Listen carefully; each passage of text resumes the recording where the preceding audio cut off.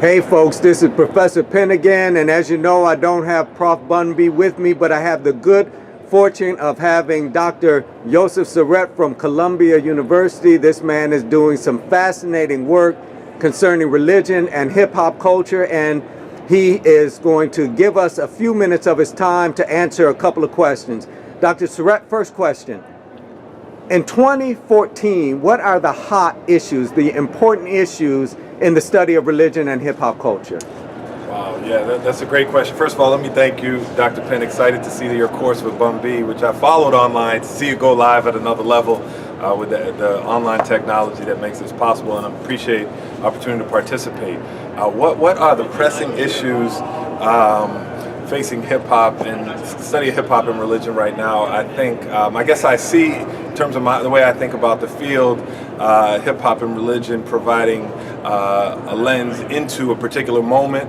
And so in many ways, how we think about hip-hop is one way of getting at the question of African-American religion, American religion, but not exclusively at this moment within the contours of the United States. So one pressing question, I think, is that maybe is not new, but it continues to be important, is the relationship between the mainstream and the margins in hip-hop, right? So what's happening on Top 40, I think, is important, but may not be the be-all, end-all of a measure of what's going on within hip-hop. So in addition to following, say, what the trends are, what's selling the best is finding and discerning the relationship between that and what's going on in the local scenes, what's bubbling up from the underground, right?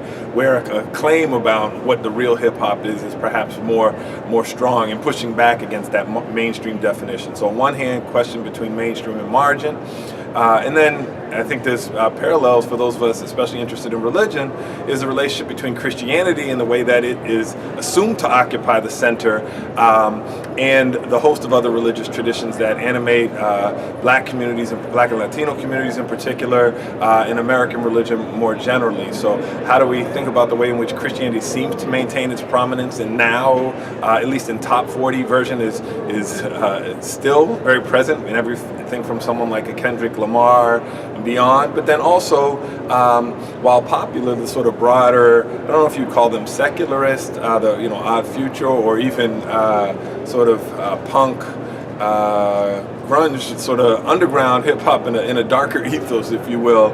I don't know how you would locate Odd Future in that conversation. Maybe a secularist or humanist tradition there, but then also Islam and a broader range of traditions, both in the U.S. and beyond. So the relationship between Christianity and the religious diversity that animates American life, I think, is apparent.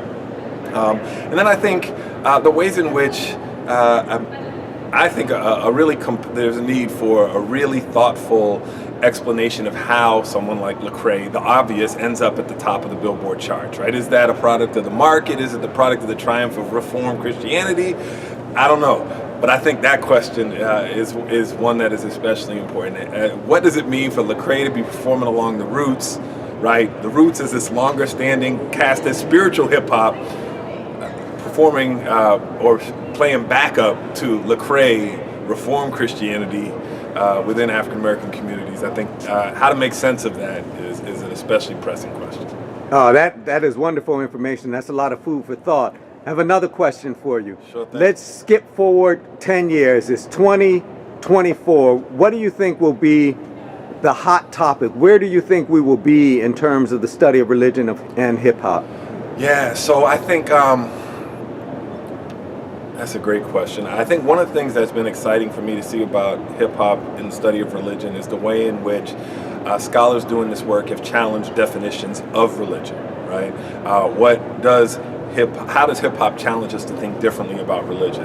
I think I would like to see and hope to see that as that continues, that scholars of religion would expand how we think about what hip hop is, right? Is hip hop a proxy for black youth culture, for urban culture, for the post-civil rights generation, is it the culmination of a longer traditional black cultural production or American cultural production?